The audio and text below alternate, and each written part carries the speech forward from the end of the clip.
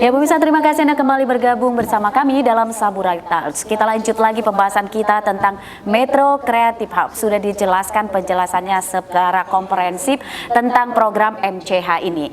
Kita lanjut lagi, saya mau ke Ibu Silvi dulu nih. Bu Silvi, bisa diceritakan nggak nih aktivitas di dalamnya deh yang dilakukan Dekranasda di dalam MCH ini, apa aja selama ini? Baik, terima kasih Mbak Fitri. Tadi seperti yang saya sampaikan ya, bahwasanya kebetulan Dekranasda dengan MCH ini, tempat MCH itu satu lingkungan gitu. Jadi kita sering banget diskusi dengan segala keterbatasan Dekranasda, tentunya disempurnakan oleh teman-teman yang tadi sudah disampaikan. Antara lain adalah pengurus yang memang sekarang ngolah di MCH tersebut. Dan sekali lagi, mungkin belum semua teman-teman komunitas masuk di dalam pengurus itu, tetapi seperti yang disampaikan Pak Kadis, kita perlu membuat sebuah event yang nanti akan melibatkan semua. Dan dengan kita prinsipnya tidak harus besar dulu, tetapi kita yang ada ini memaksimalkan diri. Apalagi Pak Wali juga sejak awal ada salah satu programnya adalah MB2, Metro Bangga Beli. Jadi kita bagaimana bisa memunculkan kreativitas masyarakat Kota Metro seperti itu, sehingga kita tahu, kemudian kita juga mencintai, tidak hanya sekedar itu, kita juga mau membeli gitu Mbak. Jadi berdampaknya nanti dari sisi ekonomi, harapannya seperti itu. Dan impactnya terakhir adalah kesejahteraan masyarakat. Nah, ada beberapa nih subsektor yang memang kemarin sudah mulai mencuat ya. Salah satunya kemarin kita untuk tahun ini kan ingin mengangkat kuliner, tentang kuliner Lampung, ya, yang mana mungkin di tempat-tempat lain belum segetol lah pembahasan terkait kuliner ini. Dan alhamdulillah ada rekan kita juga mempelopori bersama-sama Dekranasda dan dibantu oleh dinas terkait UMKM. Kemarin kami juga sudah memberikan pelatihan pada para UMKM, pelaku UMKM. Dan tidak hanya sekedar pelatihan, tapi juga kita memunculkan sertifikasi. Harapannya dengan sertifikasi ini, Dekranasda yang mengeluarkan sertifikasi? Tidak, ini kan kolegium ya. Kolegium, jadi sah. Jadi yang memberikan adalah kemarin tingkat BNSP. Iya, betul. Dan mereka yang bersertifikasi ini nanti harapannya dapat memberikan pelatihan-pelatihan kepada masyarakat lebih luas gitu. Memang kemarin yang dilatih masih terbatas ya, mereka yang memang sudah piawai untuk di kuliner tersebut seperti itu, kemudian kemarin dilatih lagi dengan resep-resep Lampung dan akhirnya tersertifikasi. Berarti harus ada ujian kemarin tuh Mbak. Jadi nggak sekedar hanya latihan saja, tapi betul-betul diuji sehingga mereka piawai dan mampu dan layak untuk memberikan ilmunya kepada lainnya gitu. Dan lain-lainnya juga kita kemarin juga ada film, dan itu bukti bahwasanya MCH dengan umur yang mungkin masih berapa bulan ini tetap eksis ya, walaupun belum semua komunitas kita bersama-sama, tetapi dari beberapa teman-teman yang sudah mulai bersama kita memunculkan karya-karya yang luar biasa untuk Metro dan tentunya Lampung. Salah satunya film kebudayaan ini? Ya, betul. Oke, artinya MCH ini memang baru sebatas pengelolaan saat ini, tapi sudah ada aktivitasnya begitu Bu? Betul. Dan Dekranasda yang saat ini ngehidupin nih aktivitasnya begitu Bu? Ya, kita bukan menghidupkan ya, tetapi namanya MCH ini kan mereka para komunitas yang terus membahas, kemudian mereka juga punya ide seperti itu. Kemudian nanti ada kalanya mereka juga akan bicara dengan kita di Dekranasda, mereka menanyakan apa yang kira-kira bisa kita bantu nih Bu, gitu, dalam mungkin mengangkat karya-karya Metro nih, apa krianya atau wastranya seperti itu. Dan tahun ini Dekranasda berharap kuliner nih yang harus kita angkat. Jadi setelah kemarin kita pelatihan-pelatihan, mereka-mereka yang sudah bersertifikat, sekarang mereka kita panggil untuk memberikan pelatihan-pelatihan sampai tingkat kelurahan, Mbak Fitri gitu. Jadi berharap kuliner khas Lampung ini diketahui oleh Kota Metro dan bisa dimasak dengan baik seperti itu, kemudian dicicipi dengan rasa enak, dan ini semoga menjadi branding Kota Metro juga gitu loh. Kalau nanti di sini memang menghasilkan masakan yang enak, khas Lampung, apalagi nanti ke depan ditemukan khas Metro, tentunya luar biasa mengangkat Metro, walaupun kota tidak besar, tetapi memberikan semangat tersendiri untuk Provinsi Lampung seperti itu. Oke, baik. Saya mau kembali ke Pak Kadis nih. Pengembangan dan penelitian katanya sudah dilakukan di 22 kelurahan. Benar nggak Pak yang ada di Kota Metro? Apa yang mendasarinya Pak? Potensialkah di kelurahan-kelurahan tersebut? Ya, terima kasih Mbak. Kalau untuk potensi di tiap kelurahan memang ada, Mbak. Tapi artinya itu ada spesifikasi tertentu, ada hal-hal kekhususan. Misalnya di Banjarsari itu ada Ibu Budi yang khusus untuk pembatik. Oh, oke. Kemudian ada Kula Kreatif yang di Tejosari. Kemudian yang anak muda ini yang Baskoro ini yang di Mulyajati.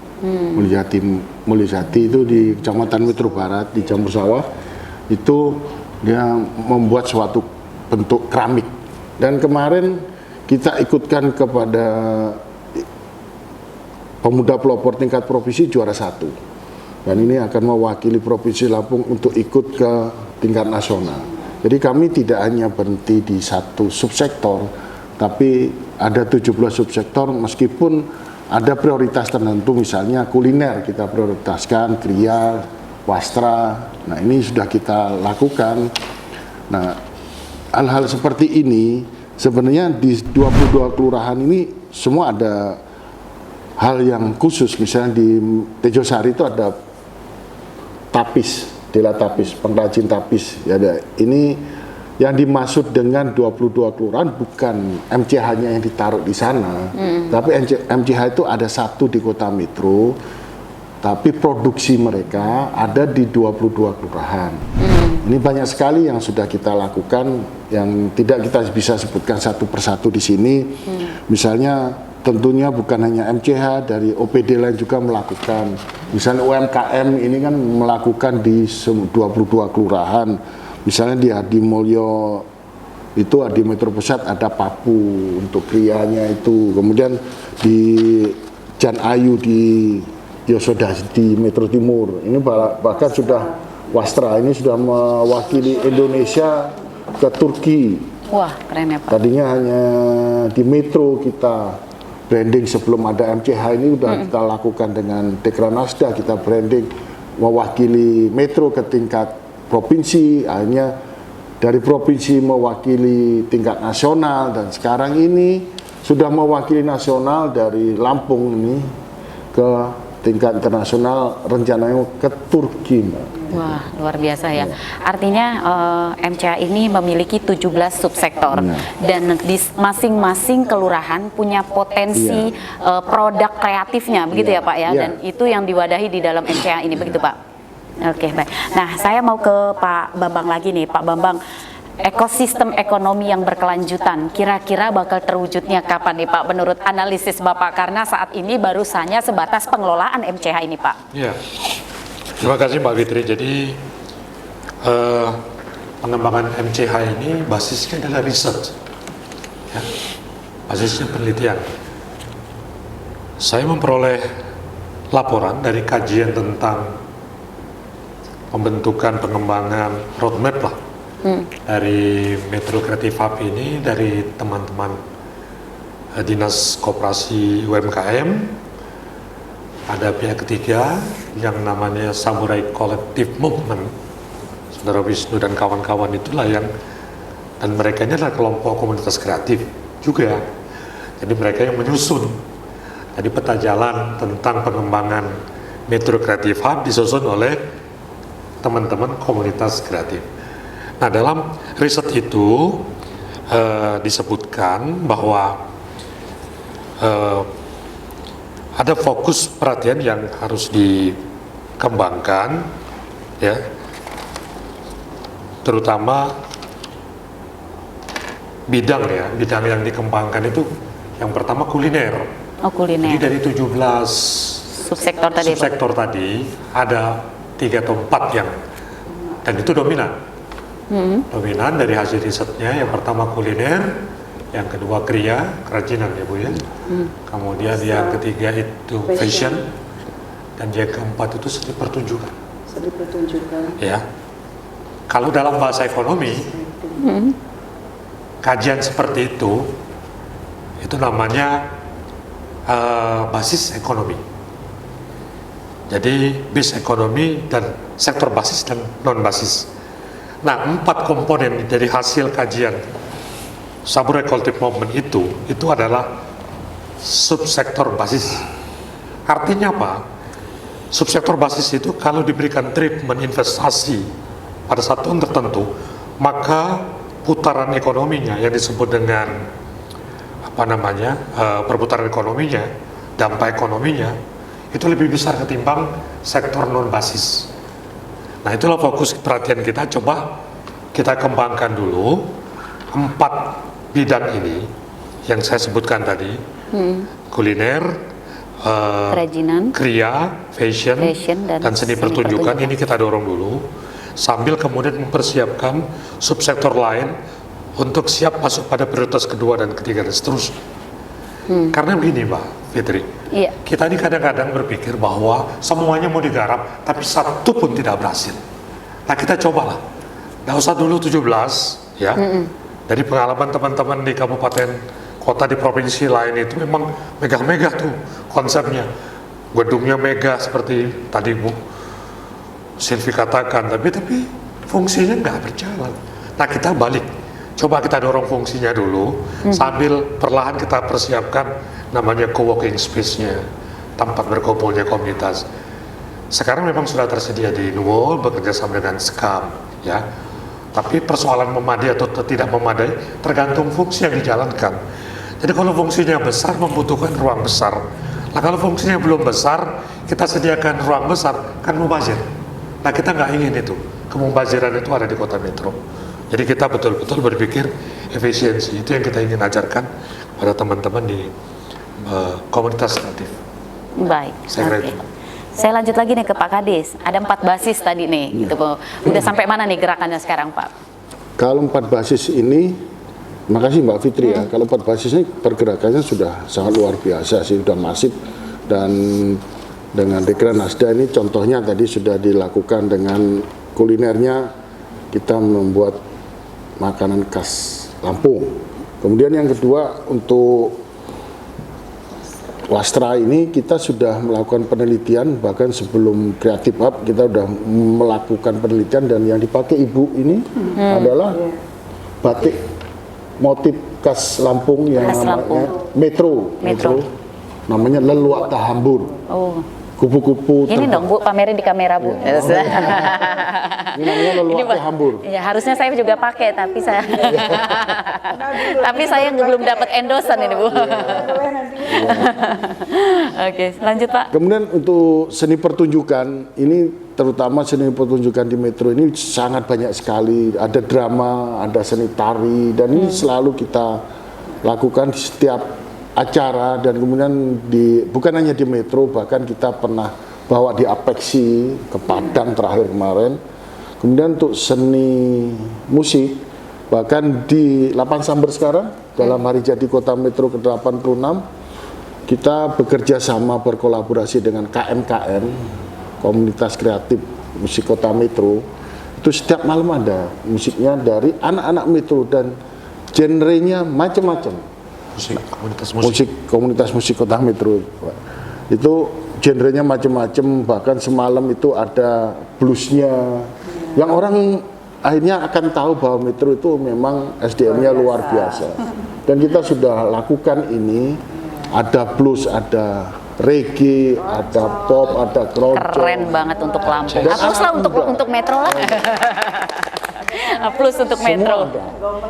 Semalam itu bahkan saya sampai kepanasan yang di Samber itu, karena pengunjungnya luar biasa antusias. Luar biasa Metro. Ya, ini yang kadang-kadang perlu kita dari teman-teman semuanya lah, dari jurnalis, dari kita pemerintah mempromosikan ini.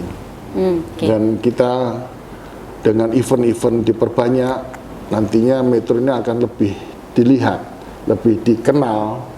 Karena ya alam kita seperti ini Pak Bambang kan. Kita harus kreatif dengan SDM yang memang luar biasa di Kota Metro. Itu Mbak Fitri. Baik, artinya keempat basis ini tadi jika dijadikan fokus gitu kan, skala prioritas dengan sendirinya maka akan berdampak ekonomi yang sangat luas. Tapi masalahnya konsistensinya Pak. Nah ini gimana? Ini kan juga harus konsisten terus. Misal kita melaksanakan event ini juga kan harus konsisten Pak supaya tetap terjaga gitu Pak. Ya, terima kasih Mbak Fitri. Konsistensi terus kita lakukan. Misalnya untuk peragaan busana, itu setiap tahun di bulan Februari ada namanya peragaan busana yang Sewawai. Ini idenya dari Ibu Dekra Nasda, memperingati Hari Lingkungan, Hari Sampah, Hari Lingkungan sedunia kita lakukan setiap Februari, dan kita sudah lakukan 3 kali 3 tahun ini. Kemudian dengan adanya festival Hari Jadi Kota Metro yang Festival Putri Nuban, tentunya para pelaku ekonomi kreatif di kuliner, kemudian di seni pertunjukan setiap tahun ada. Kemudian ini ada juga yang baru mau kita rancang Bu Ibu Dekra Nasda dan Pak Bambang. Untuk di perubahan nanti kita akan mencoba melakukan namanya Metro Sport Tourism. Wah. Itu keliling di seluruh lapangan di Kota Metro, melibatkan para pelaku ekonomi kreatif. Di situ ada kulinernya, ada pertunjukan seni di situ, kemudian ada olahraga tradisional yang di bawah KORMI ya. Karena ya kalau KONI sudah ada wadahnya sendiri, kita harus mempromosikan tentang olahraga rekreasi. Di situ ada nanti teman-teman anak-anak kreatif kita akan tampil di situ, meskipun itu baru bisa kita lakukan dalam 1 bulan 2 kali dengan durasi setengah hari. Karena di situ ada senam, ada macam-macam, hampir mirip kalau yang sekarang terkenalnya tuh CFD, Car Free Day. Tapi ini kita buat Metro Sport Tourism. Metro Sport Tourism. Ya. Nanti kita lanjut lagi ya Pak ya. Saya jadi penasaran program itu. Pemirsa tetaplah bersama kami. Saburai Talks akan kembali usai jeda pariwara berikut.